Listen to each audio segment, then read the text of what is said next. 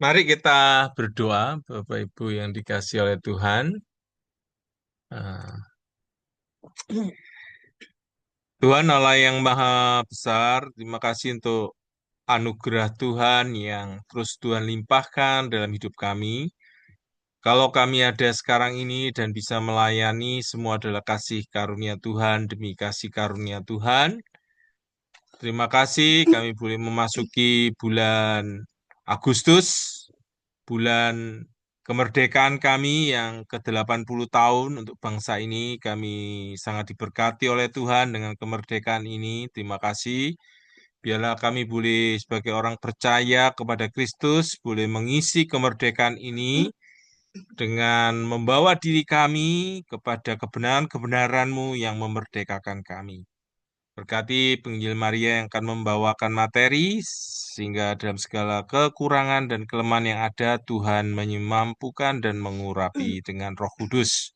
Berkati setiap kami yang hadir dan melihat materi ini, berkati dengan berkat materi, berkat rohani yang berlimpah-limpah, segala pergumulan boleh diselesaikan dengan pertolongan dan anugerah-Mu. Demi Yesus Tuhan kami sudah berdoa. Amin.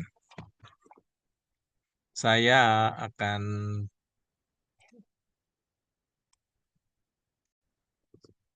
ya, Shalom ya saudara sekalian.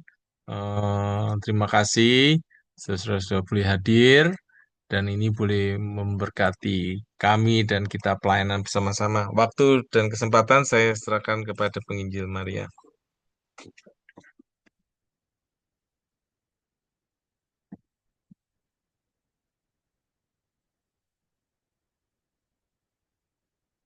Selamat malam Bapak Ibu yang dikasihi Tuhan. Bersyukur sekali malam hari ini kita boleh kembali bersama-sama di dalam pelayanan kabel malam hari ini yang akan membahas secara khusus tentang buku Boundaries ya. Buku Boundaries yang tebal sekali, 400-an lebih halaman. Dikatakan di dalam boundaries atau batasan-batasan itu yaitu kapan mengatakan ya, kapan mengatakan tidak demi mengendalikan hidup kita. Nah, buku ini sangat memberkati saya secara pribadi. Bagaimana saya belajar bersikap tegas ya, terutama di dalam saya menjalani kehidupan gitu ya. Nah, ini adalah dua pengarangnya yang terkenal ada Dr. Henry Cloud dan Dr. John Townsend, ya pembicara terkenal ahli psikologi bergabung dalam siaran acara radio Minute Mayor New Life Clinic. Pendiri bersama Cloud Townsend Communication, kemudian lulusan Rosemead Graduate School of Psychology dengan gelar doktor dalam bidang psikologi klinis. Mereka berdua menjalankan praktek privat di Newport Beach, California, dan bersama-sama menulis beberapa buku yang laris terjual, yaitu Save People, 12 Christian Beliefs That Can Drive You Crazy, dan The Mom Factor. Ya, The Mom Factor ini dulu faktor ibu dulu pernah saya bahas ya di dalam salah satu pertemuan kabel. Nanti Bapak Ibu sekalian boleh melihat rekaman YouTube-nya ya, faktor ibu atau The Mom Factor. Factor ya. Nah, Bapak Ibu Saudara yang dikasihi Tuhan, kalau kita melihat di dalam kehidupan kita, yaitu sebagai ciptaan yang sesuai dengan gambaran Allah, kita ini sebenarnya punya tanggung jawab atas tugas tertentu. Nah, bagian dari tanggung jawab atas kepemilikan itu yaitu dengan mengetahui tentang apa pekerjaan kita dan pekerjaan apa yang bukan tanggung jawab atau kepunyaan saya. Jadi, kalau di dalam kehidupan kita sehari-hari, tugas tanggung jawab itu diberikan kepada setiap orang. Nah, cuman setiap orang tentunya memiliki tanggung jawabnya sendiri-sendiri. Memang dibutuhkan kebijaksanaan ketika kita tahu apa yang harus kita lakukan dan yang tidak kita lakukan. Memang kita tidak dapat melakukan segalanya. Untuk itu kita perlu menetapkan batasan yang membantu kita membedakan mana yang tanggung jawab kita dan mana yang bukan merupakan tanggung jawab kita. Nah, batasan itu contohnya di dalam kehidupan sehari-hari seperti pagar rumah gitu ya, yang membatasi antara jalan di depan rumah dengan rumah kita, masuk rumah kita teras begitu. Rambu-rambu lalu lintas itu adalah salah satu contoh batasan. kapan harus jalan, kapan harus berhenti dan stop gitu ya. Tembok yang memisahkan rumah kita dengan rumah tetangga pasti ada temboknya. Itu batasan. Parit pembatas binatang. Nah, itu kalau dicontohkan di sini seperti kayak kalau kita ke kebun binatang itu pasti ada parit pembatas untuk ini ya, untuk hewan-hewan berbahaya seperti buaya apa itu pasti ada paritnya supaya si siapa buaya ini tidak melewati dan akhirnya menyerah kita. Pagar tanaman ya. Nah, pesannya adalah ini adalah tempat dimulainya tanah milik saya terbentang ya. Jadi batasan yang ada itu, pagar itu menunjukkan kepemilikan seseorang terhadap tanah yang ada. Di mana pemilik dari tanah itu secara sah bertanggung jawab atas apa yang terjadi pada tanah miliknya. Buktinya akte resmi atas tanah itu. Nah, tentunya kalau kita sudah punya tanah ya menjadi milik kita, kita harus ambil pemilikan dari aspek hidup kita. Jadi seperti kalau kita ya dengan tetangga sebelah rumah kita, boleh dikatakan yang tanggung jawab kita itu bukan ngurusi rumput di tetangga itu subur atau belum disirami atau enggak. Itu bukan tanggung jawab kita. Tanggung jawab kita adalah taman di depan rumah kita, gitu ya. Nah, itu menunjukkan kepemilikan, yaitu di depan rumah kita itu. Nah, menariknya sendiri, kita juga tahu batas di mana kita bisa melakukan, tapi satu sisi, Kristus juga melakukan hal yang kita tidak dapat lakukan bagi kita sendiri, yaitu apa? Ia menyelamatkan kita. Ya, Kristus tahu juga batasannya. Kapan dia berperan melakukan sesuatu, terutama dalam hidup kita, yang kita tidak bisa lakukan, yaitu menyelamatkan diri kita sendiri, tapi Kristus itu lakukan buat setiap kita, yaitu memberikan keselamatan buat kita.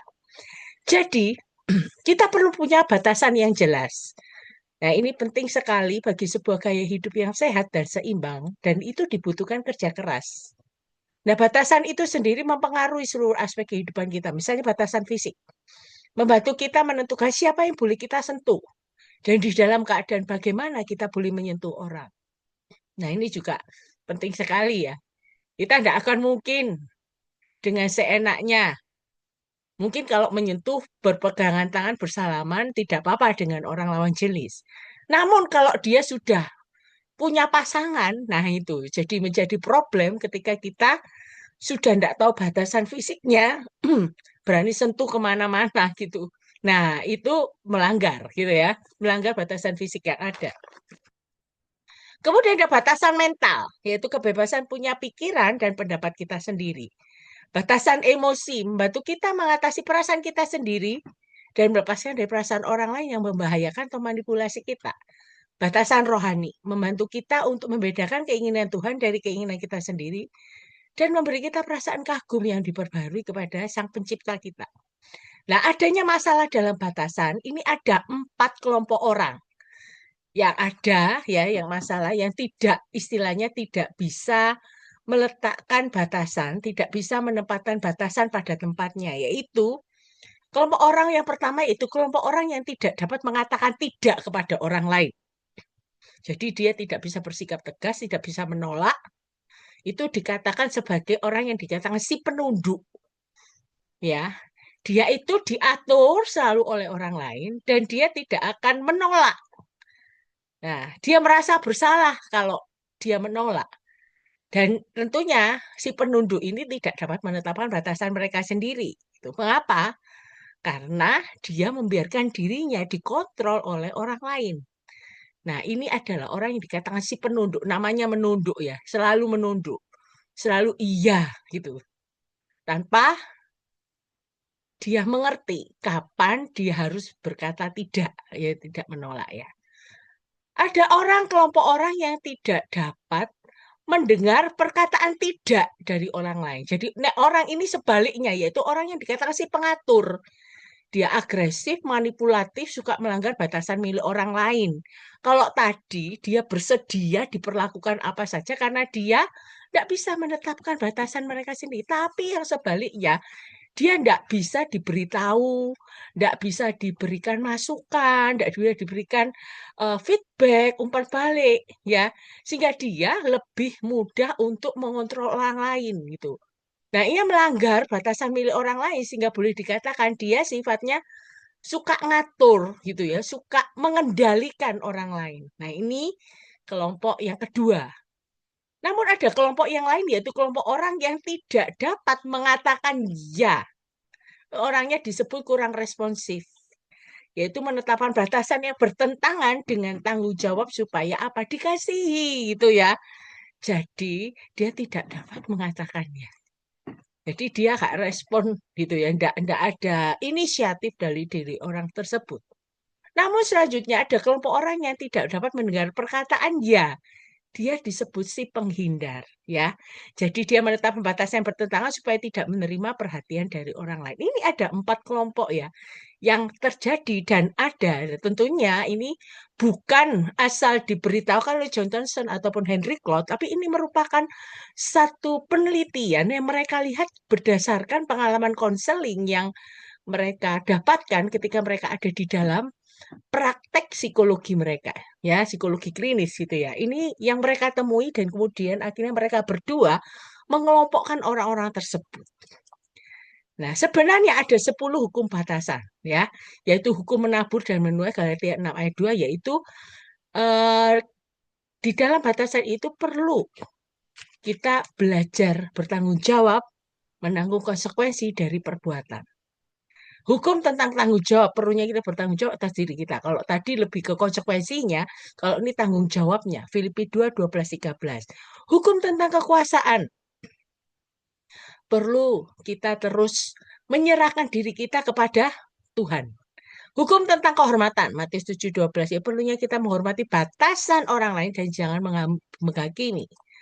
Hukum motivasi, perlunya kita mengalami kebebasan sehingga dapat atau memberi pelayanan bagi orang lain. Nah, ini tidak didasari oleh rasa takut. Selanjutnya, hukum penilaian, perlunya kita merasakan sakit hati, kadang perlu ditegur teman, gitu ya, diberikan masukan sehingga kita bisa membantu orang lain untuk bertumbuh. Hukum proaktivitas, orang yang dikatakan proaktif itu tidak menuntut hak atau kuasa, namun menjalani kehidupan sesuai dengan hak mereka. Hukum kedengkian, perlunya kita memohon kepada Tuhan untuk menolong kita memahami dan mengapa kita benci, ya. Mungkin nanti di dalam pembahasan selanjutnya itu akan lebih mudah kita melihatnya hukum-hukum ini diterapkan di dalam kehidupan sehari-hari kita. Selanjutnya, hukum aktivitas perlunya kita memiliki inisiatif untuk bersemangat dan aktif melaksanakan bagian diri kita. Jadi tidak takut gagal saat mencoba. Hukum keterbukaan diri yaitu perlunya kita jujur membicarakan secara terbuka akan batasan kita saat menjalin hubungan dengan orang lain. Dan Bapak Ibu, Saudara yang dikasih Tuhan, 10 hukum batasan ini biasanya ada di dalam setiap keputusan yang kita ambil. Nah, biasanya juga ada di dalam kehidupan sehari-hari kita ketika kita menentukan sesuatu, melakukan sesuatu gitu ya. Nah, kita akan lihat selanjutnya. Nah, memang sebenarnya kalau tadi diceritakan tentang hukum-hukum tentang batasan, ternyata ada mitos-mitos umum yang beredar tentang batasan. Ya, mitos-mitosnya ini boleh dikatakan satu mitos yang beredar yang biasanya itu dialami oleh banyak orang. Ya, kita akan melihat beberapa mitos itu. Yang pertama, jika saya menetapkan batasan, saya jadi egois. Kalau orang menetapkan batasan, untuk kadang orang melihat, oh ini egois, dia maunya sendiri. Padahal enggak. Saat kita berkata tidak kepada orang lain, ya, kita sebenarnya melindungi investasi Allah. Maksudnya apa? Karena kita tahu mana batasnya, mana tidak. Tidak semua kita handle. Karena tadi kita tahu, ya, bukan egois, tapi lebih kepada kita tahu porsinya kita bagaimana. Karena pada dasarnya kita tidak bisa melakukan segalanya, ya. Kemudian yang kedua, batasan merupakan suatu tanda kehidupan. Nah, padahal Bapak Ibu yang dikasih Tuhan, saat kita berkata tidak, itu akan menolong kita memperjelas. Kita bersikap jujur, mengatakan kebenaran untuk motif kita. Kemudian mengizinkan Tuhan bekerja dalam diri kita, jadi tidak ada rasa takut. Jadi, kalau kita mengatakan tidak, bukan berarti sekali lagi egois, tapi lebih kepada ini batasku. Misalnya ya, kalau kita diberikan pelayanan A, B, C, D, ada kalanya kita mengatakan tidak. Mengapa? Karena kita tahu porsi kita. Nggak mungkin kita lakukan semuanya. Kalau kita bisa, kita katakan ya. Tapi kalau tidak, jangan. Ya, supaya orang tahu kita sampai di mana. Kemudian tiga, jika saya mulai menetapkan batasan, maka saya akan disakiti oleh orang lain. Nah, kita diciptakan menjalin hubungan karena kita butuh orang lain. Namun, karena walaupun kita butuh orang lain, kita itu tidak boleh mengontrol. Karena Tuhan tidak pernah beri kita kekuasaan atau hak untuk mengontrol atas respon orang lain. Ya, ini penting sekali. Yang keempat, jika saya menetapkan batasan, saya akan menyakiti orang lain. Nah, ini hal yang harus diwaspadai bahwa sebenarnya Tuhan ingin kita diharapkan untuk pikul tanggung jawab atas hidup kita sendiri. Ini mitos yang terjadi. Kemudian, menetapkan batasan berarti saya marah. Pada perasaan marah fungsinya suatu sistem peringatan awal, tanda yang akan beritahu kita bahwa batasan kita dilanggar. Nah, ini perlu jelas. Makanya itu perlu dikomunikasikan batasan-batasan kita itu. Yang keenam, jika orang lain menetapkan batasan, hal ini melukai saya. Kalau kita berhubungan dengan seseorang di mana kita tidak dapat berkata tidak. Nah, bahayanya adalah kita akan dikontrol oleh mereka. Selanjutnya, batasan menyebabkan perasaan bersalah. Kalau kita menerima banyak hal, itu harus dilihat sebagai karunia. Sehingga kita tidak perlu wajib membalas. Di mana kemudian tidak akan buat kita merasa bersalah. Kedelapan, batasan itu permanen. Karena saya takut akan membakar jembatanku sendiri. Maksudnya apa? Kita perlu sadar bahwa kita yang menguasai batasan. Bukan batasan yang menguasai saya. Jadi, perlunya kita bersikap tegas, ya. Kapan ya, kapan tidak. Dengan demikian, kita tahu porsinya, lebih tahu diri, lebih sadar diri.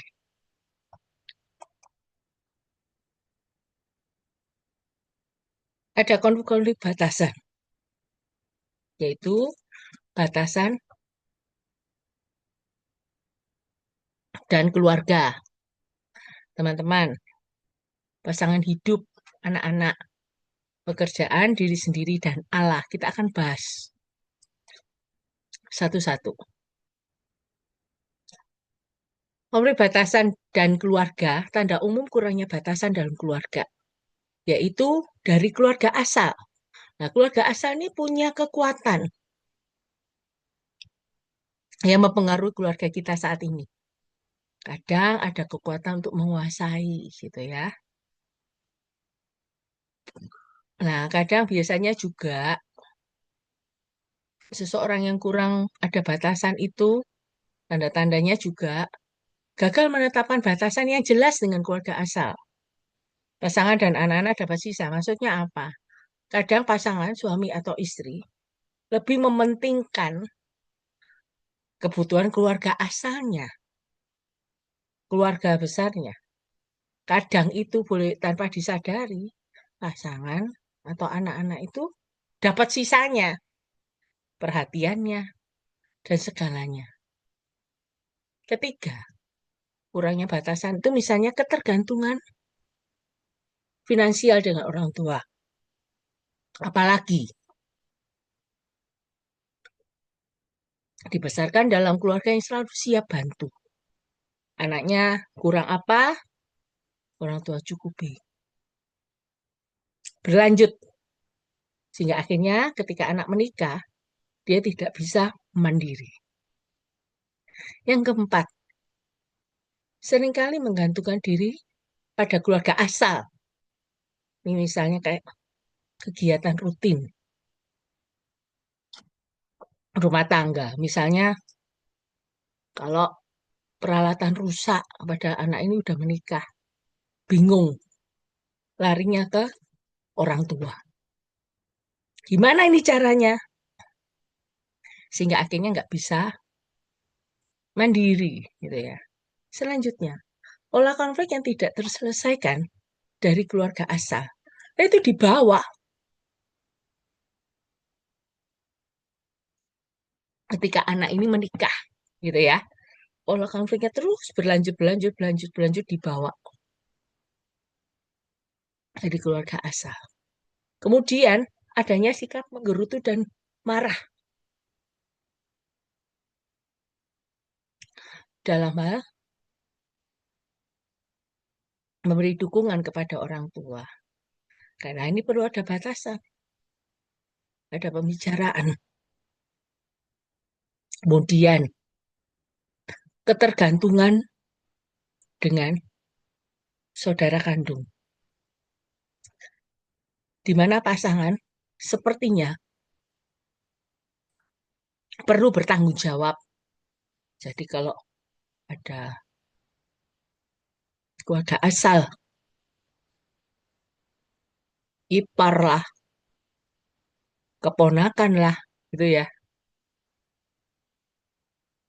yang tanda petik gitu ya, membutuhkan. Nah, ini bahaya harus diteliti. Kadang itu bisa suami atau istri itu merasa aku masih perlu bertanggung jawab, padahal dia lupa. Yang harus jadi prioritas adalah keluarganya sendiri. Ya, sepertinya harus perlu bertanggung jawab, padahal tidak.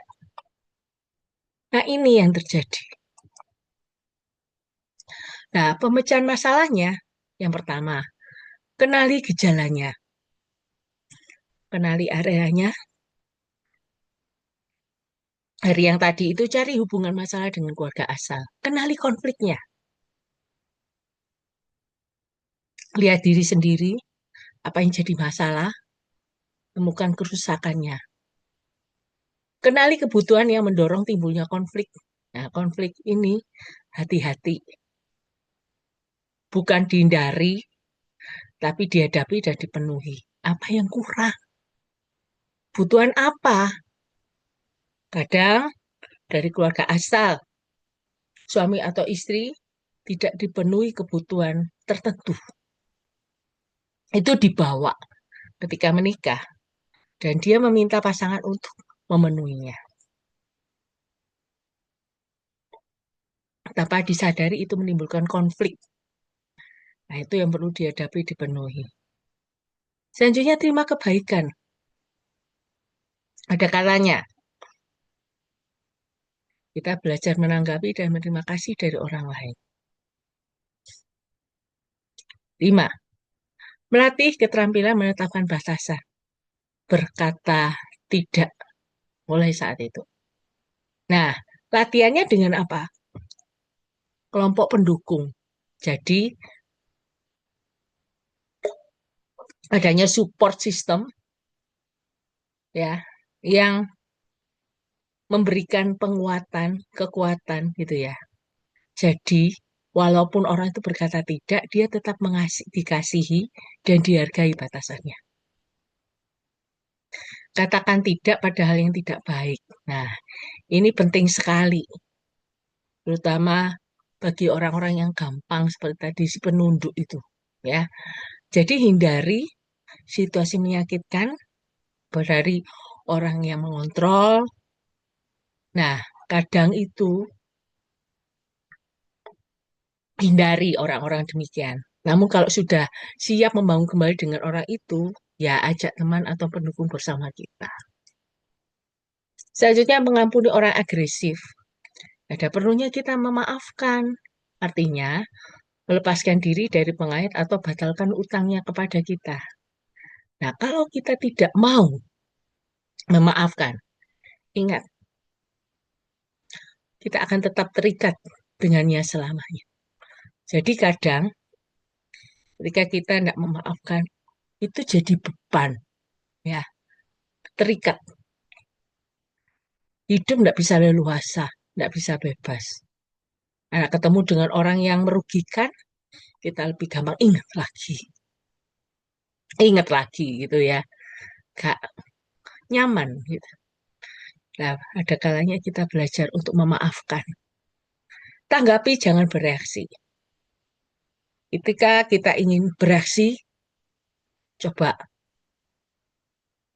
kita menyingkir, coba kontrol diri, supaya apa? Orang lain tidak dapat mengontrol kita. Selanjutnya, belajar mengasihi dengan bebas dan bertanggung jawab. Bukan mengasihi karena bersalah. Tentunya ada batas yang paling baik yaitu kasih, mengasihi. Ketika kita mengasihi, kita mendapatkan kebebasan. Ini yang terjadi ya. Nah, ini di dalam keluarga. Selanjutnya batasan dan teman-teman. Ini mungkin lebih ke tadi gitu ya. Ada beberapa konflik yang terjadi dalam pertemanan dan pemecahannya. Konflik pertama si penunduk dan si penunduk ya. Jadi saling interaksinya itu saling tunduk satu sama lain. Sehingga masing-masing pihak itu takut untuk berkata jujur dan benar. Untuk itu, yang perlu diselesaikan adalah coba direfleksi kembali. Kalau ini yang terjadi, cobalah mulai berlatih berkata jujur. Ya, mulai dari hal sederhana. Buka pertemanan dan aktivitas yang berbeda. Misalnya, habis makan di tempat tertentu gitu, gimana enak tak rasanya? Kalau nggak enak, ya ngomong nggak enak. Nggak perlu harus merasa enak, walaupun itu diajak oleh teman yang satunya, gitu ya. Dari hal yang sederhana. Nanti selanjutnya dalam hal yang mungkin ada pendapat yang tidak disetujui ya bilang aja. Konflik kedua si penurut dan si pengontrol agresif.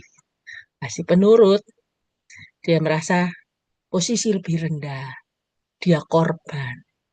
Nah, tentunya perlunya penurut itu berlatih menetapkan batas dalam kelompok pendukung. Bersikap tegas, bilang perasaannya bahwa saya tidak suka kalau dikontrol. Nah, tentunya si pengkontrol juga harus belajar. Kadang dia melewati batas, sehingga lupa nggak menghargai batas orang lain. Nah, ini dia perlu belajar menghargai batas orang lain. Untuk itu, si penurut harus ngomong jujur, tegas. Saya merasa dikontrol sama kamu. Nah, ini supaya pengontrolnya tahu dan sadar. Kadang dia tidak sadar kalau dia sudah kontrol orang lain. Selanjutnya konflik ketiga, si penurut, si pengatur yang suka memanipulasi orang lain.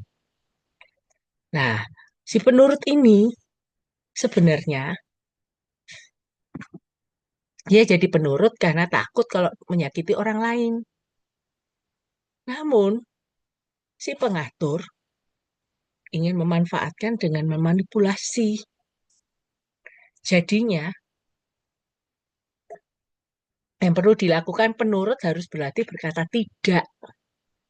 Latihannya di kelompok pendukung, mungkin kelompok-kelompok komunitas di gereja gitu ya. Dan sekali lagi jujur berkata ke pengatur, kalau dia merasa dimanfaatkan, nggak apa-apa, bilang aja. Supaya si pengaturnya tahu. Nah, setelah diberitahu, ada baiknya si pengatur tuh refleksi diri. Dan kalau dia sudah tahu, kalau dia manipulasi, ya perlu dia mengakui kesalahan dan minta maaf. Nah, selanjutnya konflik keempat yaitu si penurut dengan si tidak responsif. Yang satu frustasi dan jengkel, ya, karena si penurut melihat si tidak responsif ini tidak lebih pasif, tidak melakukan apa-apa. Tapi tidak responsifnya itu bingung apa sih masalahnya yang terjadi, gitu ya. Nah, karena dia tidak responsif itu, perlunya si penurut jujur mengungkapkan perasaannya, ya. Nah, untuk itu ketika penurut ngomong jujur ya si responsif tidak responsif harus belajar responsif, yaitu supaya dia belajar ngerti gitu tanggung jawabnya. Ya, ini yang terjadi, konflik yang terjadi dalam pertemanan. Nah, intinya perlu ketegasan, dibutuhkan ketegasan.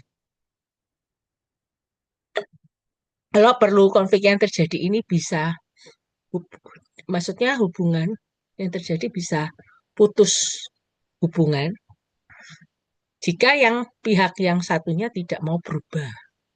Mengapa itu demi kesehatan salah satu pihak dan satunya juga bisa sadar akan perilakunya.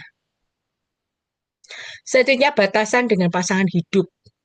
Nah, Bapak Ibu yang dikasih Tuhan, faktanya banyak pernikahan yang gagal karena penetapan batasan yang buruk seperti apa. Seseorang melewati garis batas dan mencoba untuk mengatur perasaan, sikap, tingkah laku, pilihan-pilihan, dan nilai pasangannya. Sehingga pasangannya tidak bebas lagi menentukan dirinya. Begitu menguasai, begitu dominan, begitu ya seperti melewati batas gitu ya. Karena sebenarnya pasangan sudah tahu bagaimana dia harus ambil putusan. Selanjutnya pasangan punya tanggung jawab untuk memenuhi keinginan dan kebutuhan pasangannya. Padahal tidak loh ya. Kalaupun dia tiap orang punya tanggung jawab sendirinya, tapi harus sampai porsinya. Pasangan tidak harus selalu memenuhi secara komplit kebutuhan pasangannya. Padahal kalau nggak terpenuhi pun tidak akan disalahkan. Ya, ini kondisi yang ada. Batasan buruk lainnya itu pasangan disalahkan karena kurangnya penetapan batas pasangannya sendiri. Nah, pemecahan masalahnya adalah kenali gejalanya. Masalahnya di mana ini? Apa yang mana? Yang satu, dua, apa tiga? Nah, perlu dikenali masalah yang terjadi. Yang batasan buruk tadi ya. Jadi, yang mana? Kenali. Kalau ini terjadi, sejauh mana ya? Refleksi. Saya sampai ngaturnya sampai di mana ya? Waktu kapan memberikan pasangan kesempatan untuk punya kebebasan? Kapan saya harus turut campur? Kadang itu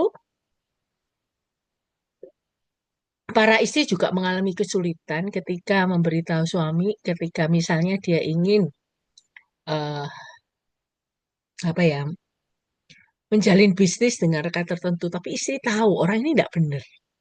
Nah, ini juga nggak mudah. Ketika dia ngomong ke suami, kadang suami nggak, kamu tahunya apa? Aku lebih ngerti loh. Nah, seperti kayak gitu. Nah, batasnya ini harus jelas. Kadang ketika akhirnya menjalin hubungan dengan bisnis dengan orang demi itu dan akhirnya menipu, nah baru tahu. Nah, ini ya perlu dipentingkan. Sampai mana batas seorang pasangan memberikan info gitu ya. Nah, kenali gejalanya, kenali masalah batasannya secara spesifik. Seperti tadi ya, temukan asal mula konfliknya. apa gitu ya. Kaitannya apa? Masalah batasannya, ambil yang baik. Kadang menentukan batasan perlunya ada dukungan, ya, kata perlunya latihan, ya. Latihan apa? Untuk menentukan batasan. Tentunya ini saya berpikir untuk ada kalanya menetapkan batasan bersama dengan pasangan, didiskusikan. Kapan, sampai sejauh mana aku bisa mencampuri kamu? Batasnya sampai di mana aku memberikan masukan. Latihan, katakan tidak. Ya, letakkan batasan pada hal yang tidak baik dalam pernikahan. Tetap berdiri kokoh dan bertemu tanpa takut alami resiko. Jadi, misalnya, perlu dirundingkan. Sampai di mana aku mencampur misalnya keuangan. Misalnya suami istri masing-masing punya pekerjaan, ada honor yang didapat masing-masing. Nah, sampai sejauh mana pengeluaran itu diinfokan ke pasangan, dirundingkan sampai kapan mana itu. Jadi tiap orang kan punya kebebasan sendiri membelanjakan apa yang diperlukan. Loh, ini uangku kok, aku beli dari gajiku. Nah, untuk itu setiap pasangan itu perlunya berdiskusi sejauh mana saya bisa membelanjakan gitu ya. Kadang itu setiap orang kan punya kebutuhannya sendiri-sendiri. Nah, itu juga perlu diberikan ketetapan. Jumlah berapa aku baru bisa ngomong ke pasangan, minta izin untuk berikan info. Lah, kalau misalnya hanya mungkin beli sesuatu di pinggir jalan gitu ya, beli apa gitu ya sederhana, beli sesuatu, ya tentu ya nggak perlu berunding dulu gitu ya dengan pasangan. Tapi kadang disepakati, bisa jadi jumlah tertentu, gitu ya. Sehingga pasangan tidak merasa, loh kamu kok belum bilang kamu membelanjakan ini. Nah, itu ya, jadi perlu kesepakatan.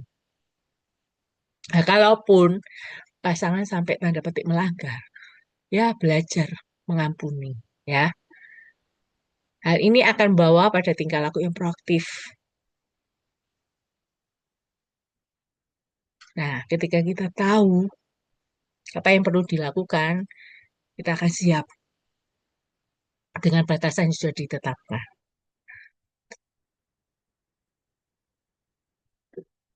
Selanjutnya, pemecahan masalah belajar untuk mencintai dan kebebasan dan tanggung jawab. Karena tujuan batasan, sekali lagi, untuk pasangan hidup, kasih atau cinta yang menghasilkan kebebasan. Selanjutnya, batasan dengan anak-anak. Nah, mandat Allah dalam keluar kehidupan sebagai orang tua yaitu membesarkan anak. Dalam hal ini Allah menolong kita, para orang tua, membimbing anak-anak yang sudah dipercayakan. Anak-anak ini adalah titipan. Salah satunya yaitu menetapkan batasan, mengajarkan ke mereka. Misalnya, contohnya, mengajarkan rasa tanggung jawab. Apa tanggung jawab mereka? Apa yang bukan? Misalnya gini, sebagai seorang murid, apa yang tanggung jawab mereka?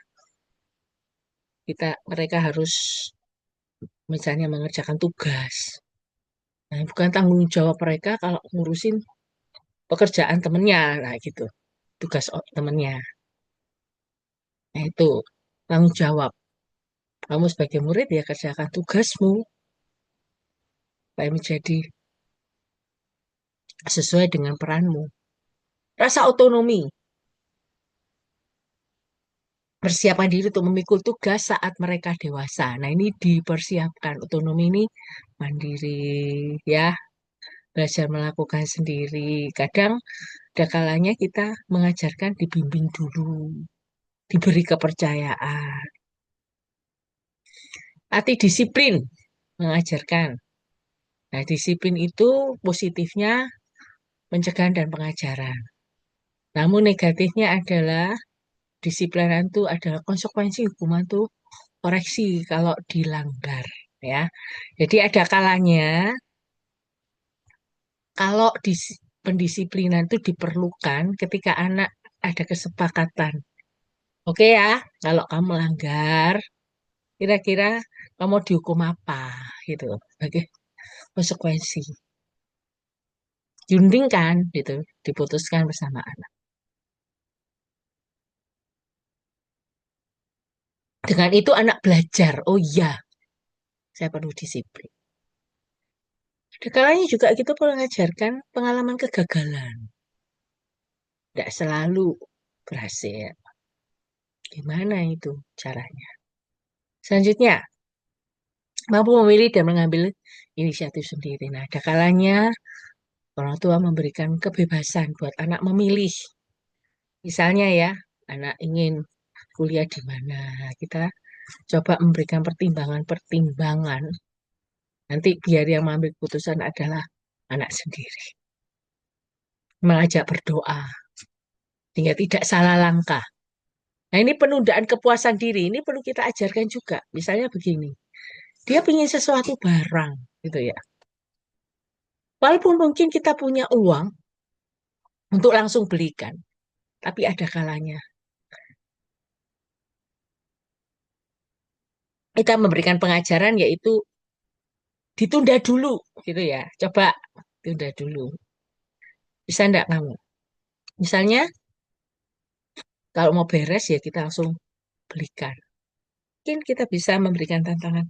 Coba kumpulkan dari uang sakumu. Akhirnya anak-anak belajar berhemat supaya bisa beli apa yang dia inginkan. Ya, ada kalanya anak juga diajarkan peduli. Orang lain juga punya batasan. Misalnya, kalau temennya sedih, anak kita berusaha deketin, nanyain, kamu kenapa sedih? Nah, ada kalanya temennya nggak mau cerita. Nah, perlunya anak belajar. Itu batasan dia nggak mau cerita. Dihargai. Anak juga berani berkata tidak. Tentu ada alasannya. Kenapa kamu ngomong tidak? Kenapa kamu bicara demikian? Ya. Selanjutnya, anak juga bisa diajarkan belajar untuk memberi kasih karunia kepada orang lain juga. Tidak kaku. Beri kesempatan ke temannya. Makanya saya mementingkan orang tua dan anak itu harus punya relasi yang dekat, yang baik. Sehingga anak-anak itu berani cerita apapun tanpa takut merasa ditolak, tanpa takut anak ini apa ya, ditolak, ya itu tadi ditolak ya, tidak diterima dan sebagainya. Sehingga melalui peristiwa yang dialami, kita bisa memberikan arahan, bimbingan, ya, itu yang menarik.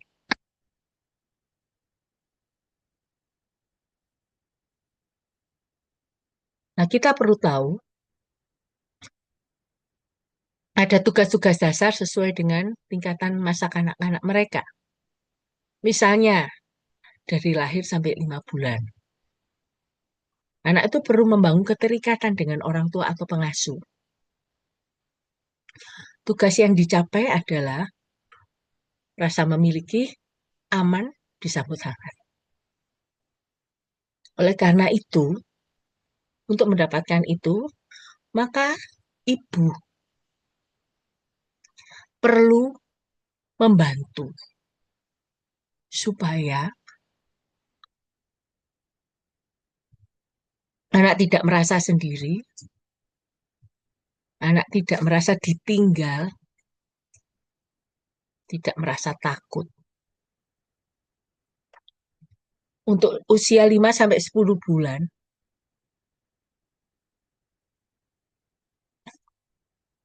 ini saatnya anak eksplorasi dunia luar, ya. Jadi tidak terikat lagi. Ya, jadi misalnya begini, anak usia tertentu kan sudah pakai kereta bayi dikelilingkan gitu ke daerah sekitar rumah. Nah, di situ anak tahu, oh, ada orang lain selain orang tuaku. Ada kehidupan lain lagi. Nah, eksplorasi kan. Dia tahu ada tetangga yang menyapa, ya, orang sekitar yang tinggal. Eksplorasi. Selanjutnya 10-18 bulan. Anak mulai belajar apa? Jalan, bicara, punya kemampuan emosi kognitif, paham, dan bisa berkata tidak. Kalau dia tidak mau, dia bisa ngomong enggak. Nah, bantu anak untuk bisa punya kehendak, gitu, keinginan, gitu ya, diarahkan. Usia 18 sampai 30 bulan. Anak belajar mandiri, walau masih tergantung, tapi dia ngerti ada aturan di rumah. Misalnya, kalau pakai barang dikembalikan ke tempatnya, nah gitu. Sederhana aja. Habis main dirapikan. Nah, tentu ada konsekuensi saat melanggar. Namun, tidak berat konsekuensinya.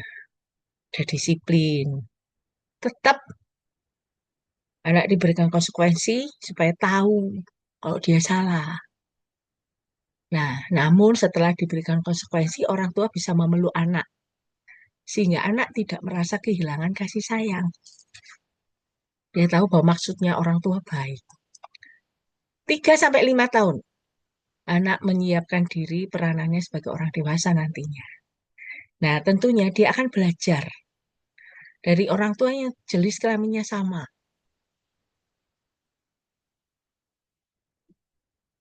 Makanya ada anak-anak, kalau lihat di YouTube gitu ya, atau foto-foto yang di-share, anak itu bisa melakukan kegiatannya sama dengan orang tuanya, anak laki sama papanya. Kebiasaannya diikuti, ya. Anak perempuan dengan mamanya tahu mamanya pakai lipstik, mamanya pergi, lipstiknya dipakai gitu. Ya, tanpa kita tahu ya ini dia belajar. Dalam hal ini, orang tua perlu memberikan pemahaman buat anak, ya. Memberikan karakteristik secara tepat dan benar supaya anak ngerti, oh kalau perempuan itu begini, oh kalau laki itu begini. Nah, itu memang lebih ideal kalau ketika ada orang tua yang bersama-sama tinggal, ya. Nah, kalau salah satu orang tua saja, single parent memang gak mudah. Anak akan anak itu berusaha mencari seseorang yang jadi figur yang jenis kelaminnya sama. Nah, ini sangat penting.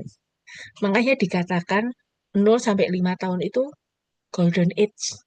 Anak belajar modeling, anak belajar bagaimana dia merasa aman, dipercaya, gitu ya, dan sebagainya. Nah, ini harus sangat dipentingkan. Makanya dikatakan golden age.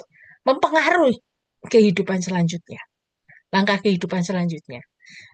Nah, untuk anak usia 6 sampai 11 tahun, ini saatnya anak mempersiapkan diri menghadapi tujuan yang akan datang. Dia menuju ke masa remajanya, yaitu ini masa kanak yang terakhir, masa yang sibuk. Nah, orang tua perlu bantu anak tentang membangun fondasi tugas, perencanaan dan disiplin.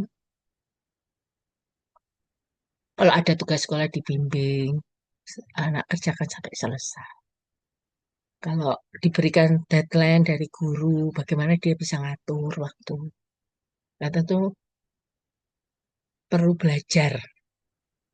11-18 tahun itu disebut masa remaja. Menyenangkan dan menakutkan. Mengapa? Karena peranan orang tua mulai menurun. Mengapa? Anak-anak lebih ke teman-teman. Nah, ini yang dikatakan menyenangkan, menakutkan. Kalau teman-temannya benar, berikan pengaruh yang benar, oke. Kalau enggak, itu bahaya.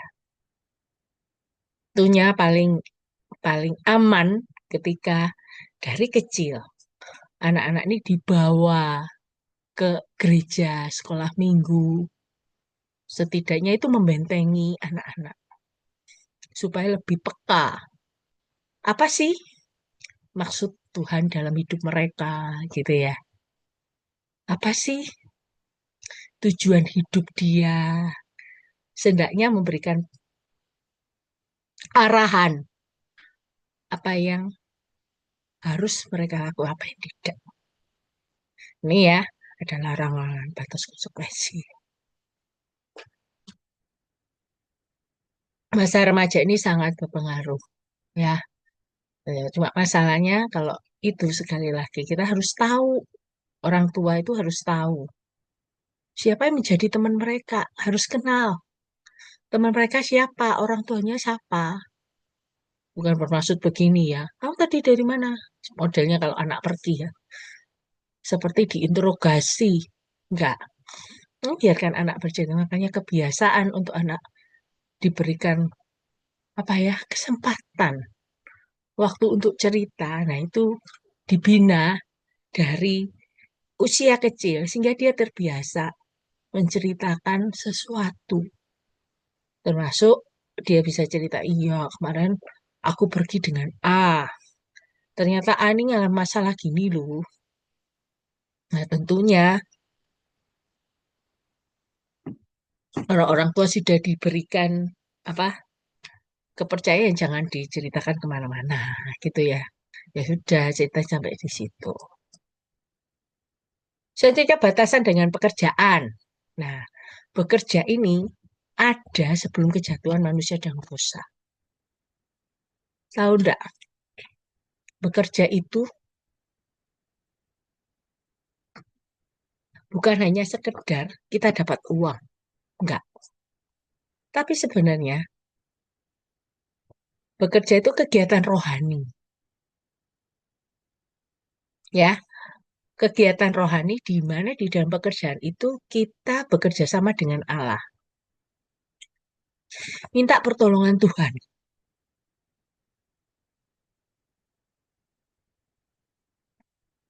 atas karunia, talenta yang Tuhan anugerahkan untuk kita boleh kembangkan. Ya, kalau kita bisa mengembangkan sesuai dengan yang kita punya, Tuhan berikan. Nah, itu sangat luar biasa karena kita bisa jadi berkat. Ya. Dalam hal ini, kita menjadi kawan sekerja Allah di dalam komunitas pekerjaan itu. Itu yang menarik ya. Nah, tentunya ada batasan-batasan yang juga perlu jelas. Kalau nggak ada atau kurang, banyak terjadi masalah. Untuk itu, kita perlu mendahulukan Tuhan ketika kita bekerja. Tuhan, apa yang bisa saya lakukan hari ini supaya jadi berkat? Tuhan, bagaimana saya bisa jadi garam dan terang? Bisa menyaksikan Kristus dalam realita pekerjaan saya dan sebagainya. Libatkan Tuhan. Ingatlah bahwa kita akan bekerja Allah.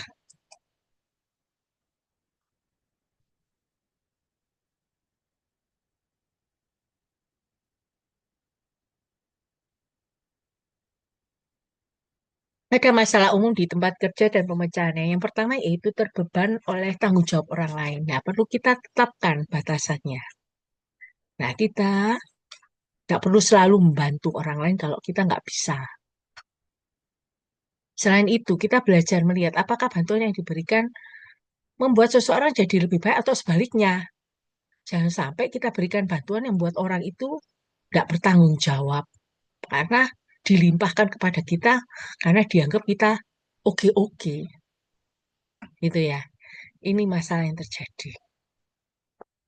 Yang kedua, terlalu banyak kerja lembur. Nah, ini masalah tanggung jawab. Nah, jika pekerjaan buat kita frustasi, akui, akhiri, dan mulai tetapkan batasan. Jadi kadang ada pekerjaan tertentu, ada target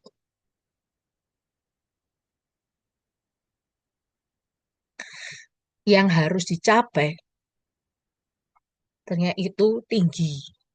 Akui, nggak bisa. Diterusin, ya sudah, berhenti. Ada orang yang bisa, tapi belum tentu kita bisa. Akui, ya udah, mungkin ini bukan bidang saya, sehingga tidak merasa tertuntut. Yang ketiga, prioritas yang bukan pada tempatnya. Ya, atur pekerjaan yang baik, sesuaikan dengan waktu dan energi yang dimiliki. Kisah keluaran 18:14-27 untuk menceritakan bagaimana Imam Jethro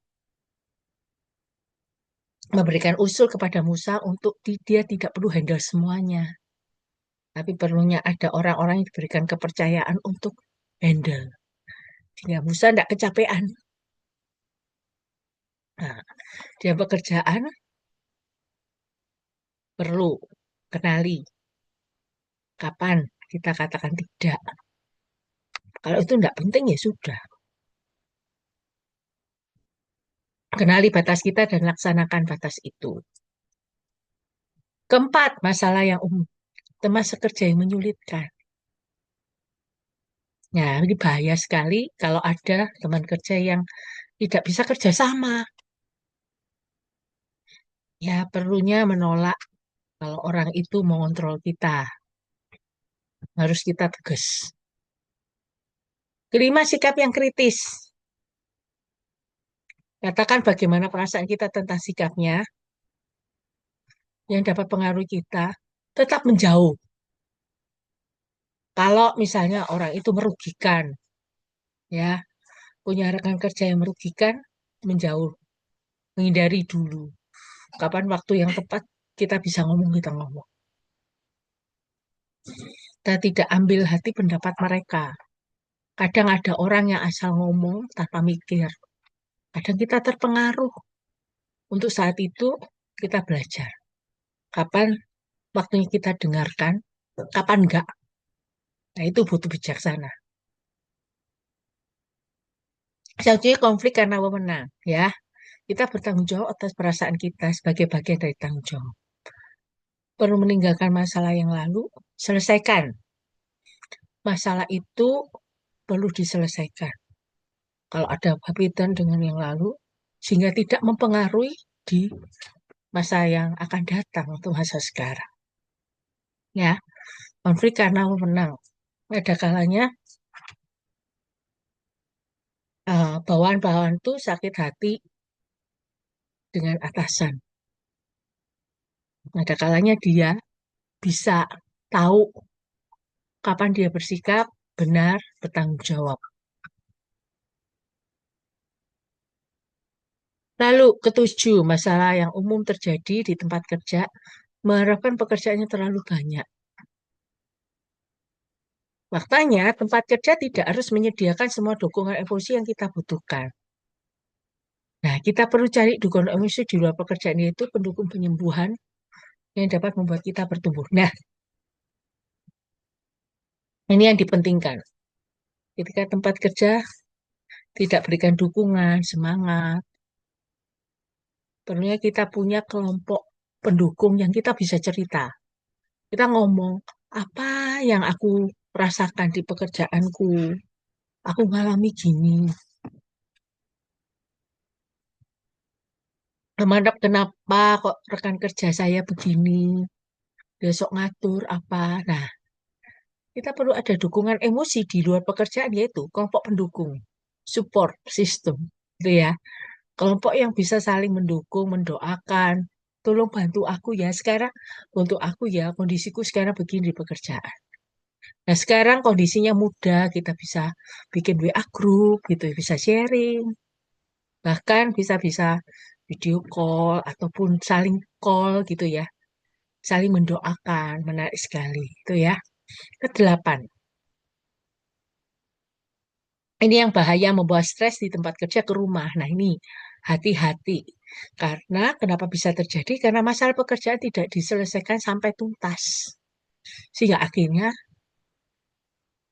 itu mempengaruhi hidup secara emosional, terutama ketika sampai di rumah. Tidak bisa marah dengan atasan, yang dimarahi adalah orang-orang yang otoritasnya lebih bawah dari kita. Ya, ada yang menariknya, ada cerita istilah lucu, ayah tidak bisa marah dengan atasan, marah, kemudian dia marahin istrinya. Istrinya nggak bisa marah, protes ke suaminya, dia marahin anak-anak. Anak-anak nggak bisa protes sama mamanya karena jadikan pelampiasan, akhirnya marah sama anjingnya, dan sebagainya gitu, dan sebagainya ya. Nah, itu yang terjadi gitu ya. Itu istilah itu yang terjadi karena itu yang dialami gitu ya. Jadi sebenarnya kalau ada masalah pekerjaan, ada baiknya dihadapi secara langsung, diselesaikan sampai tuntas. Ya, jangan sampai orang di rumah jadi korban. Ya, kesembilan, kita tidak menyukai pekerjaan. Nah, coba kita melihat dari sisi yang berbeda. Pekerjaan itu Tuhan berikan buat kita, ya. Tuhan berikan buat kita. Tuhan juga bisa bekerja melalui pekerjaan itu, ya. Untuk kita bisa temukan diri kita sebenarnya, pekerjaan macam apa,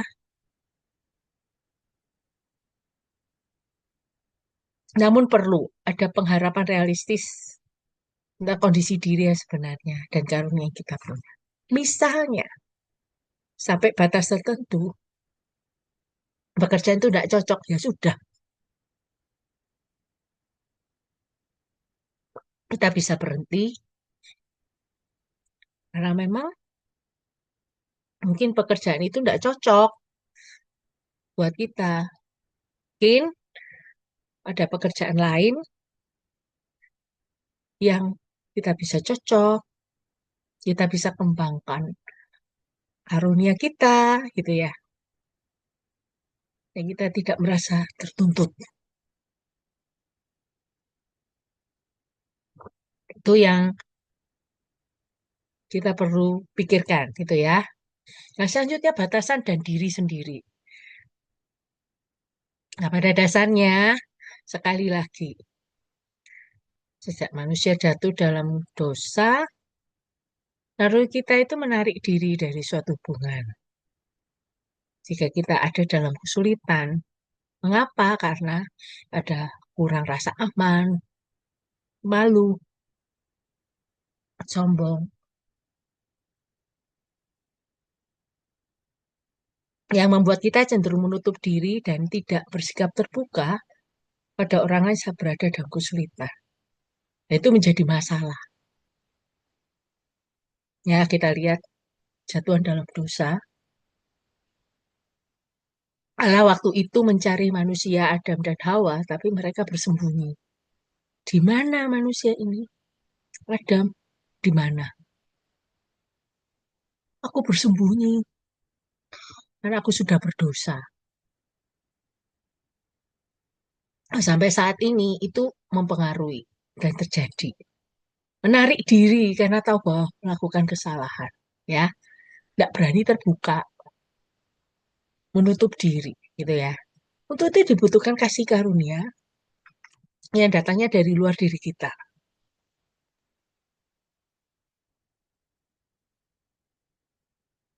yang dapat menyembuhkan luka hati dan masalah kita. Menariknya ada kabar yang menggembirakan. Tuhan berada di dalam satu tim dengan kita sebagai seseorang yang mendorong dan memberi semangat. 1 Tesalonika 2, 11-12. Dia adalah seorang yang bisa ada bersama dengan kita. Satu tim dengan kita. Jadi nggak perlu menarik diri,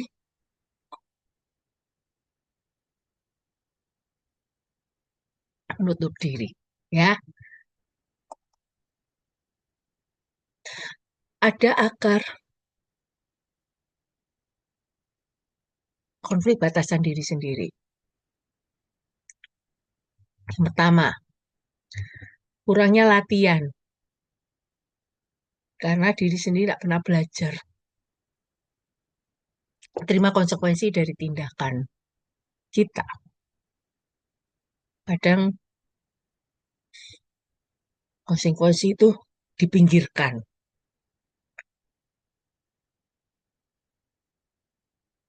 Sehingga manusia tidak dilatih bertanggung jawab. Perusahaan yang diberi imbalan.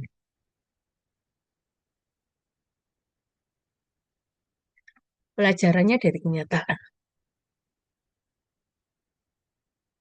Tingkah laku yang di luar kontrol memberikan suatu jalinan hubungan. Tanpa disadari, kadang orang yang saling mempengaruhi negatif itu bisa punya relasi yang khusus. Dan kita cenderung punya jalinan hubungan dengan orang-orang yang punya kebiasaan yang negatif, yang sama-sama, gitu ya. Akar konflik lainnya,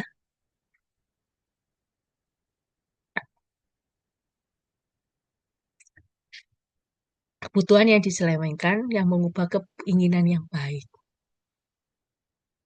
Takut akan suatu jalinan hubungan.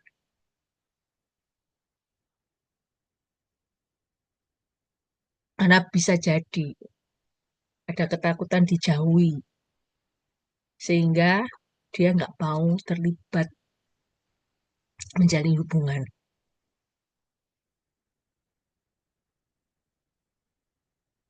Rasa lapar yang berhubungan dengan perasaan yang tidak terpenuhi. Nah, biasanya kita cari di tempat yang lain, makanan, pekerjaan. Jadi maksudnya begini. Yang tadi dikatakan ya ada kebutuhan yang tidak terpenuhi. Kadang kalau tidak bisa dipenuhi pun, itu lari ke hal lain. Misalnya makan lebih banyak, kerja lebih over gitu ya, workaholic gitu. Akar konflik lain ya berada di bawah hukum, ya. Tidak terbiasa membuat keputusan sendiri.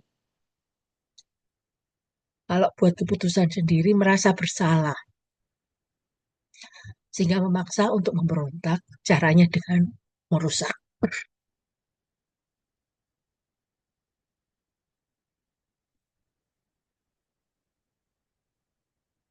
Kemudian menutupi rasa sakit hati, karena tidak biasa terbuka, inginnya sembunyikan sakit hati ke hal lain. Makan berlebihan, kerja terlalu kelas, dan sebagainya. Nah, caranya kita mulai melatih diri menetapkan batasan pada diri sendiri, yaitu kenali kebutuhan kita. Sebelum kita dapat menangani tingkah laku yang tidak terkontrol.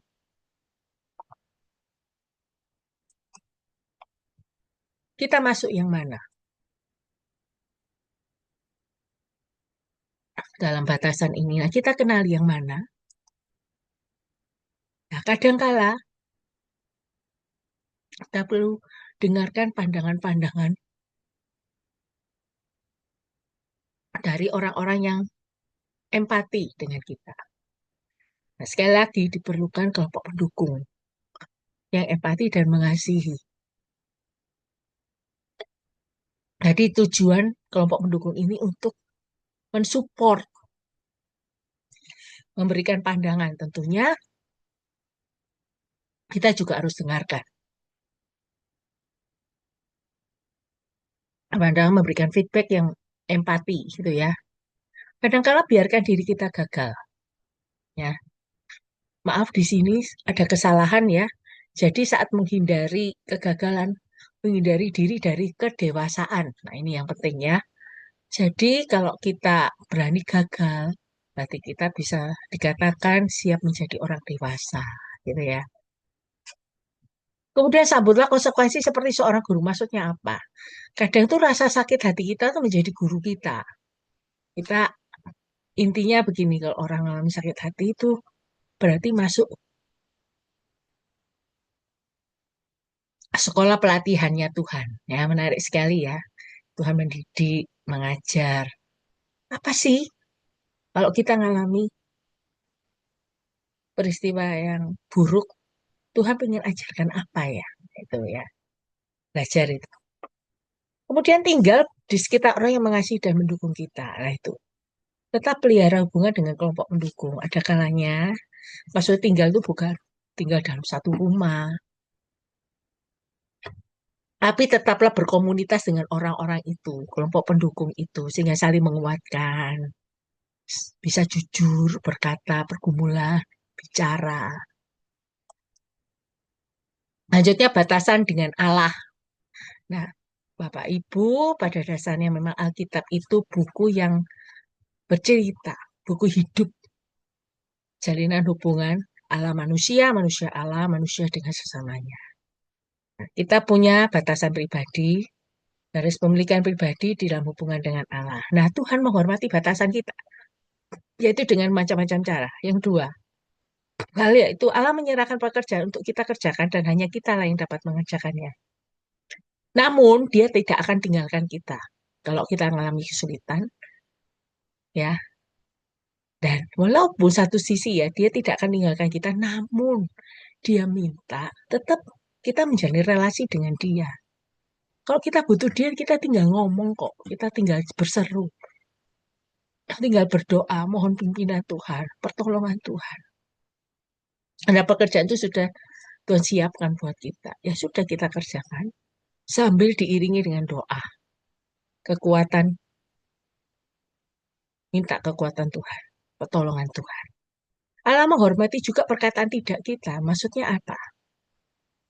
Allah itu membiarkan dan tetap mengasihi kita. Allah berikan konsekuensi dari pilihan kita dan Allah menghormati batasan kita. Kadang kalah gitu ya.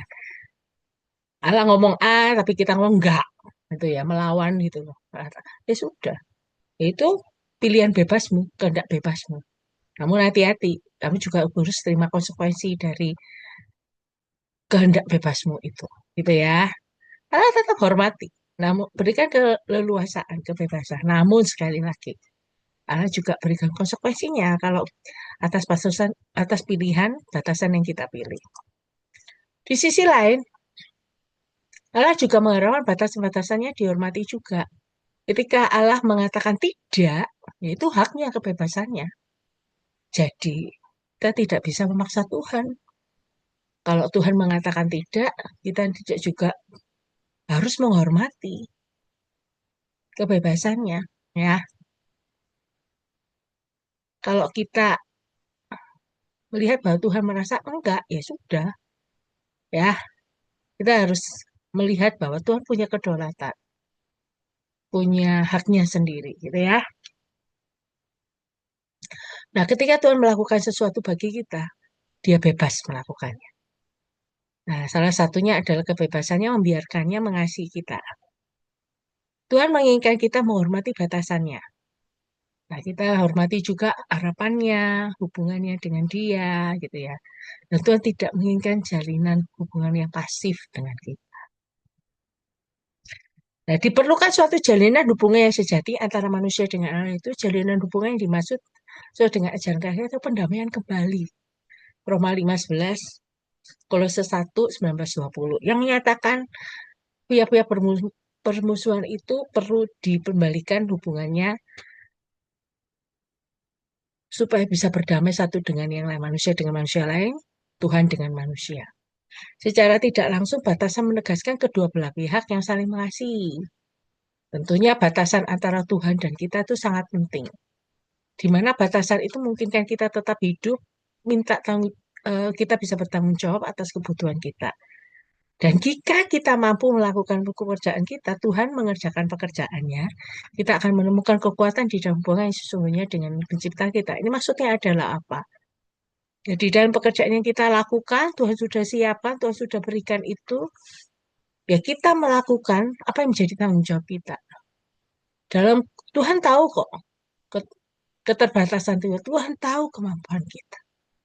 Nah, biarlah ketika kita tahu bahwa Allah itu bersama kita, dan kita melakukan bagian kita, nah Tuhan sendiri akan mengerjakan bagiannya, di mana kita akan melihat ketika Tuhan mengerjakan bagiannya, kita akan menemukan kekuatan ketika kita melakukan pekerjaan itu, karena ada Tuhan yang bersama kita. Menarik sekali ya, itu suatu jadian hubungan yang sejati.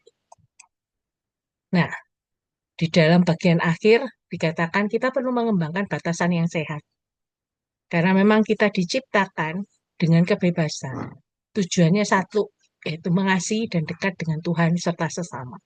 Kolose 3:14. Selain manusia bebas berkata tidak, kita juga menemukan kebebasan berkata ya. Nah, tentunya kita butuh sekali lagi kelompok pendukung untuk mendorong kita menetapkan batasan, di mana kemudian didapatkan rasa aman dan dukungan yang beri kekuatan yang diperlukan. Target kita sekali lagi adalah kedewasaan, yaitu mampu mengasihi dan bekerja dengan sukses seperti cara Tuhan juga. Tujuannya menjadi seperti Kristus. 1 Yohanes 3 ayat 2. Perlunya kita mengasihi, hargai batasan orang lain juga. Mana orang lain perlu menghargai batasan kita, demikian sebaliknya.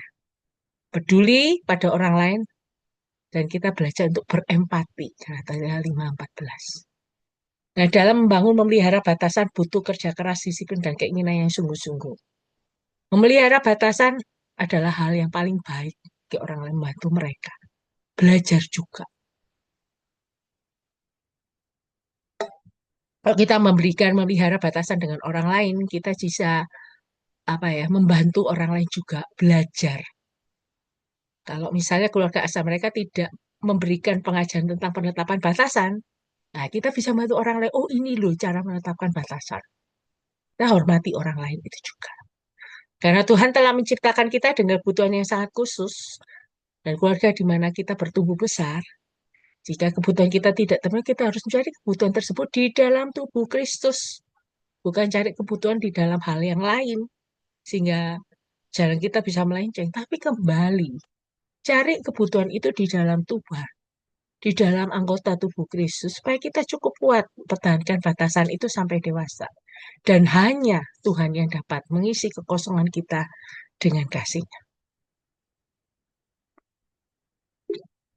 Ingatkan diri kita akan apa yang Tuhan lakukan bagi kita dan siapa Tuhan itu. Nah, kita tahu sama-sama ketika seseorang tidak menetapkan batasan, ada harga besar yang harus dibayar. Kalau kita melihat situasi sekarang, kondisi kejahatan yang mengerikan, kadang itu masalahnya sekali lagi di masalah batasan. Orang tidak bisa berkata ya, berkata tidak, sehingga begitu mudah orang menguasai, mengontrol satu dengan yang lain. Padahal kalau orang bisa menetapkan batasan ini dalam hidupnya, saya yakin percaya ya, orang bisa belajar bertanggung jawab akan apa yang dia lakukan ya, tidak sembarangan. Untuk itu mari kita berproses jadi pribadi yang Tuhan kenal, menetapkan batasan, kembangkan talenta yang telah Tuhan percayakan hingga hidup kita boleh jadi berkat dan kesaksian bagi orang lain.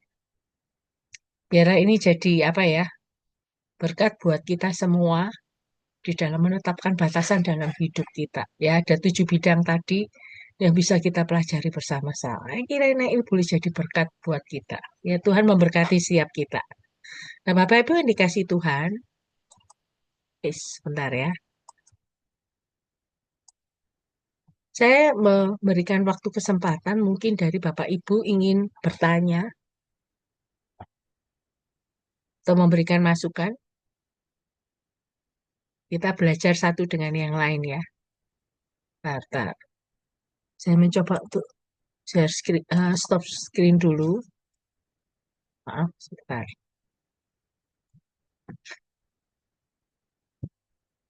Saya berikan ke Daniel dulu. Ya, saya persilakan dulu waktunya ke Pak Daniel.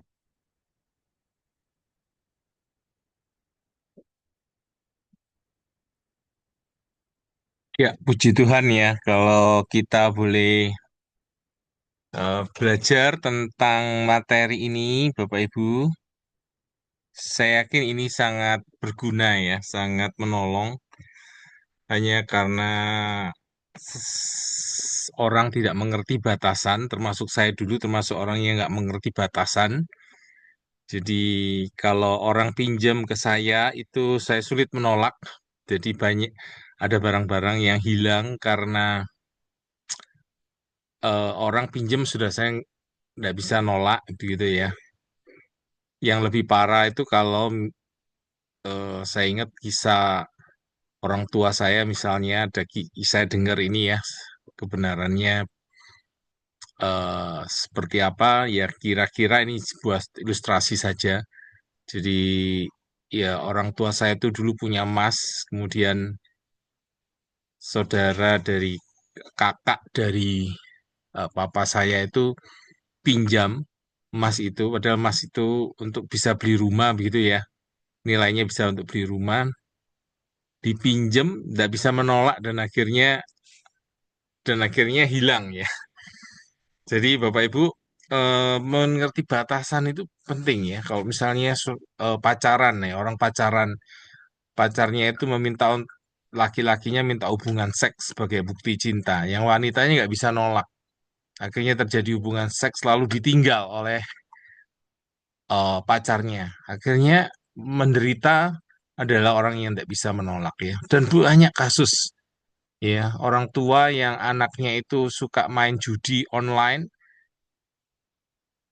orang tua nggak buat batasan, hilang dua rumah ya. Ini keluarga saya, family saya seperti itu. Jadi artinya Bapak Ibu mengerti batasan ini sangat penting ya. Oke, sekarang silakan kalau ada yang ingin sharing, ingin bertanya, silakan ya. Ya, minta maaf Bapak Ibu, saya lagi mengalami gangguan dengan batuk sehingga akhirnya harus minum berkali-kali gitu ya.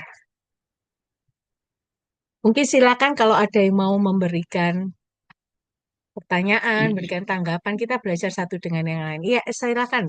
Pak Gibson ingin memberikan tanggapannya. Ya, salam Bu. Shalom. Ya, puji Tuhan ya, sangat bagus sekali materi ini ya, Di bagaimana kita Tuhan. bisa membuat batasan-batasan dalam hidup kita. Saya tertarik tadi, eh, terkadang kan kita sulit membedakan mana yang bekerja di sekuler dan mana yang Hmm, bekerja di rohani gitu ya. Jadi itu kan juga termasuk di dalam batasan-batasan kita gitu. ya. eh, eh, saya istilahnya kalau di dalam gereja yang biasanya saya selalu juga menganjurkan atau dia dalam berkhotbah, saya selalu bilang bahwa mimbar kita kalau misalnya dia Tuhan percayakan dia mungkin dia jadi seorang pegawai negeri, bisnismen, mungkin ya Tuhan tempatkan dia jadi mimbarnya di situ. Ya, jadi kita tidak bisa memaksakan kalau memang dia bukan panggilan dia menjadi seorang hamba Tuhan full time ya jangan dipaksakan dia menjadi full time.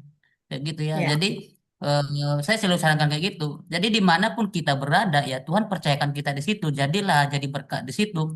Karena kan mimbar kita itu ya bukan hanya sekedar mimbar memang di gereja saja, tapi di dalam kehidupan kita sehari-hari juga kita bisa menjadi mimbar kita di situ. ya, Ya, saya betul. selalu sampaikan kayak gitu dengan jemaat ya. Tapi terkadang seperti ini, Bu. Ada beberapa orang-orang tertentu yang mungkin ya kita kalau itu dia menjadi panggilan dia, puji Tuhan. Tapi kalau itu dipaksakan, sebelum dia menjadi seorang hamba Tuhan, dia seorang bisnismen atau dia mungkin seorang pekerja, lalu dia meninggalkan pekerjaannya itu untuk dia supaya dia dengan mungkin dia karena dia panggilan dia menjadi seorang mau jadi full time, lalu dia meninggalkan panggilan itu. Nah, terkadang kan bisa di tengah-tengah perjalanan hidupnya, lalu dia berpikir apakah dia salah dengan keputusan yang dia ambil itu tadi. Padahal dia ketika dia mau ngambil keputusan, dia rela meninggalkan Hmm. pekerjaannya, dia seorang bisnismen atau dia seorang pegawai negeri dan lain sebagainya, dia rela meninggalkan itu karena dia berpikir dia dipanggil Tuhan menjadi seorang full time. Tapi Hmm. ternyata di tengah jalan dengan mungkin pergesekan, dengan mungkin dia masalah yang dihadapi, lalu dia mulai ngambang lagi dia. Nah, Hmm. dia mulai ngambang lagi dengan apa yang dia ambil keputusan itu. Nah, jadi saya selalu berpikir gini, Bu. Selalu saya sampaikan, ya, kalaupun misalnya Tuhan panggil kita mungkin menjadi seperti saya, seperti full Hmm. time, ya memang harus kita memang menggumuli, harus kita memang benar-benar meminta petunjuk dari Tuhan, apakah kita dipanggil menjadi seorang full time ataupun mungkin kita dipanggil melayani tapi sambil sambil bekerja. Jadi eh, saya selalu sampaikan bahwa kita menjadi hamba Tuhan itu ya di dalam dimanapun pekerjaan kita, baik kita di kantor, baik kita di pegawai negeri, itu juga hamba Tuhan. Karena jangan kita berpikir bahwa skop hamba Tuhan itu, pelayan itu hanya di mimbar saja, di gereja atau di gereja, bukan hal seperti itu. Karena kalaupun kita dimanapun kita berada, ya kita jadilah menjadi saksi di situ. Betul. Karena kebetulan istri saya itu seorang pegawai negeri, dia guru bahasa Indonesia. Jadi dulu ketika dia masuk, jadi tempat sekolahnya itu dia mayoritas orang orang orang Muslim. Karena Hmm. memang di situ penduduknya orang Muslim. Ketika kami mengajukan pindah, dia sebenarnya dia nggak bercita-cita beringinan ke sekolah tersebut. Dia mau dicari di sama yang lain. Tapi pemerintah menempatkan dia di situ. Dia ketika dia sharing dengan saya, lalu saya sampaikan, mungkin Tuhan punya rencana ketika kamu pindah ke sana supaya kamu punya dengan melalui kehidupanmu kamu bisa menjadi kesaksian di sana. Jadi ini sebuah kisah buat kita kesaksian. Jadi karena kan wakanya ini waka kurikulumnya ini dia orang seorang yang fanatik dengan keagamannya. Jadi semua di dalam tata aturan itu dia selalu dia kalau dia kan dia setiap hari Senin itu ada namanya doa di upacara. Jadi upacaranya itu padahal di situ juga ada orang-orang Kristen, ada Katolik. Jadi doanya itu ya semua dipukul rata adalah dengan doa mereka. Nah, ketika mereka rapat dewan-dewan guru, Hmm. karena kita sering kasih masukan, istri saya ini mulai dia masuk, jadi dia mencoba memberitahukan, menyampaikan kepada pihak sekolah dan juga kepala sekolah, disampaikan ketika rapat, ya saya minta maaf, dibilang, karena selama saya setelah saya masuk ke sekolah ini, saya melihat ini kita kan terjadi ketimpangan, dibilang istri saya bahwa kita ini kan juga harus menghargai, karena ini sekolah-sekolah negeri, kita juga harus menghargai toleransi. Saya lihat selama ini setiap kita ada upacara selalu yang dipakai walaupun orang Kristen yang membacakan tapi muatannya itu adalah doanya itu Hmm. kok hanya agama saja. Ini kami nggak setuju seperti ini. Lalu dia sampaikan istri saya kalau bisa kita ini harus ubah. Kita juga harus menghargai namanya doa yang di mungkin Protestan dan juga Katolik. Ya puji Tuhan Bu dengan adanya seperti itu ya istri saya mulai menyampaikan akhirnya mulai diubah sehingga dikasihlah ada Hmm. namanya berdoa untuk orang Protestan dan juga Kristen itu sehingga bisa menjadi saya bilang dengan menjadi terang di situ. Saya Ya. sepakat dengan tadi Bu ya bagaimana juga di dalam pekerjaan itu ya jangan kita hanya berpikir bahwa pekerjaan hamba Tuhan itu pelayanan itu hanya ada di gereja dimanapun kita itu ya jadilah berkat di situ. Terima kasih Bu buat Ya, tadi sebenarnya. saya setuju sekali dengan yang dikatakan Pak Gibson ya. Di mana kita berada, kita itu menjadi hamba Tuhan di sana karena Tuhan tempatkan di situ ya. Dan saya sendiri melihat bahwa puji Tuhan istri Pak Gibson sudah menetapkan batasan. Nah, biasanya orang yang sudah belajar menerapkan batasan dengan tentunya dengan kasih ya dan tentunya saya yakin percaya istri Pak Gibson ya enggak apa ya istilahnya enggak eh, sembarangan ngomongnya gitu ya, melakukannya dengan doa dulu, kemudian mengatakan dengan tegas dan sebagainya. Saya rasa akhirnya orang bisa melihat, oh, ini saya perlu belajar untuk melihat orang lain juga punya batasan, sehingga orang lain juga bisa menghargai batasan yang kita ambil gitu ya. Menarik sekali Pak Gibson. Terima kasih inspirasinya.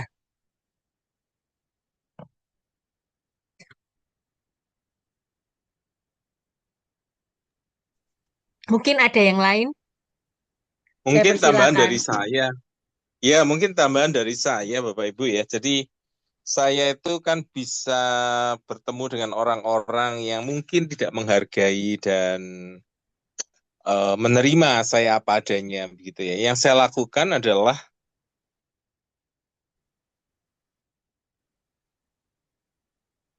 saya belajar untuk ya tentu kita ada istilah menghormati 10 detik ya. Jadi ketemu orang ya just say halo apa. Tapi ketika dia tidak menghargai kita, ya kita buat batasan. Saya nggak akan membagikan waktu saya yang sangat berharga ini untuk orang yang tidak menghargai. Nah, dulu itu saya nggak mengerti Bapak Ibu ya, ketika ditolak, direndahkan, rasanya itu nggak nggak enak ya, itu membiarkan waktu nggak enak hati itu berlama-lama. Nah, itu ternyata merugikan ya. Jadi Bapak Ibu, rekan-rekan yang belajar ya nanti yang mendengar lihat materi ini di YouTube tentu bisa belajar dari pengalaman ini. Jadi kita buat batasan, begitu orang tidak menghargai saya, oke, saya tidak harus dekat, gitu ya. Kita dekat dengan orang-orang yang menghargai. Tentu kalau ini dulu saya ngerti, seandainya puluhan tahun ini sudah ngerti, itu jauh lebih menyehatkan jiwa saya, Bapak Ibu. Jadi memang konsep batasan ini banyak buku ya, Bapak Ibu. Buku Henry Cloud ini menulis batasan dengan anak, ya, batasan dalam keluarga, batasan. Jadi batasan-batasan. Jadi cukup cukup bukunya ada beberapa macam ya. Jadi Bapak Ibu yang ingin mendalami ya Bapak Ibu bisa baca buku Henry Cloud ya, Boundary. Saya pikir ini sangat berguna sekali ya kalau Bapak Ibu punya anak-anak, mulai sekarang ini anak-anak dilatih untuk bisa batasan ya. Contoh misalnya kita punya anak wanita, kita melatih batasan kalau ada pria yang mau pegang eh, bagian tubuh tertentu yang pribadi, dia harus bisa mengatakan tidak. Nah itu juga batasan Bapak Ibu ya. Batasan itu eh, melatih anak mana mengatakan ya, mana mengatakan tidak. Nah, berkata tidak itu sebuah batasan. Ya, jadi anak-anak perlu dilatih oleh orang tua ya. Orang tua untuk bisa seperti itu sehingga termasuk ya Bapak Ibu ya batasan itu bisa diterapkan dalam hubungan suami istri. Misalnya suami itu mau melakukan kekerasan dalam keluarga, maka si istri boleh berkata, saya tidak mau. Ya, kalau kamu melakukan kekerasan ini, saya akan bawa saya akan laporkan ke polisian atau saya buka kepada orang-orang yang perlu untuk dipengerti ya. Jadi saya ingat kisah dari seorang dosen saya ya, Pak Paul Gunadi itu cerita ada pengalaman ada suami pukul istrinya ya, ini di Amerika ya. Si istri itu lapor polisi. Nah, ini polisi yang baik Bapak Ibu ya. Si suami itu dijemput oleh polisi itu ya dibawa ke pinggir kota begitu dan dia dipukuli oleh polisi setengah mati. Nah, setelah itu si suami itu nggak berani lagi pukul istri. Nah, saya pikir saya harap ini juga ada di Indonesia Bapak Ibu ya. Sehingga tidak ada KDRT di dalam rumah tangga ini ya. Oke, Bapak Ibu, ini tambahan dari saya. Jadi materi ini betul-betul sangat penting Bapak Ibu ya. Banyak orang yang nggak ngerti batasan ini betul-betul menjadi korban ya. Oke, terima kasih. Silakan kalau masih ada.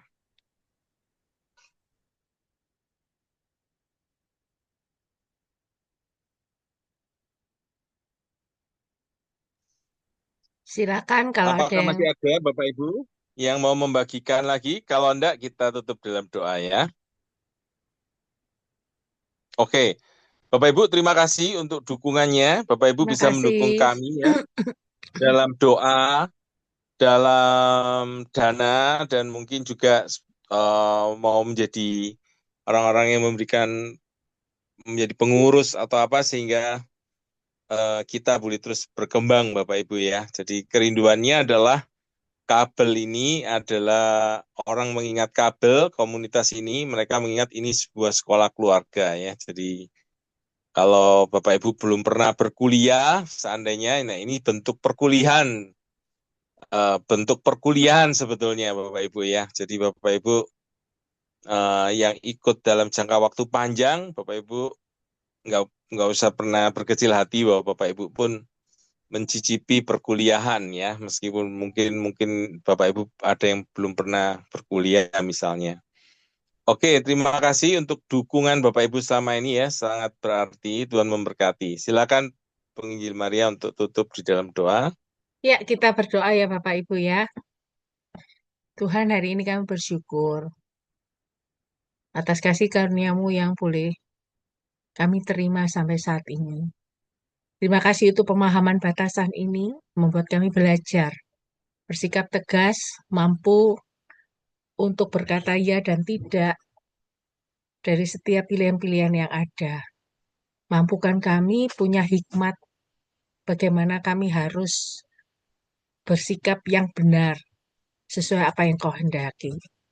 Sehingga ketika kami boleh mengambil keputusan, kami hanya mengikuti apa yang menjadi kehendak-Mu, boleh jadi berkat dimanapun kami berada. Terima kasih Tuhan, kami menyerahkan kehidupan kami, keluarga kami, pelayanan pekerjaan kami, pergumulan kami. Kami yakin percaya melalui semuanya, kami boleh belajar menjadi anak Tuhan seperti yang Kau kehendaki. Terima kasih Tuhan. Kami menyerahkan seluruh kehidupan kami dalam nama Tuhan Yesus, kami berdoa dan mengucap syukur. Amin.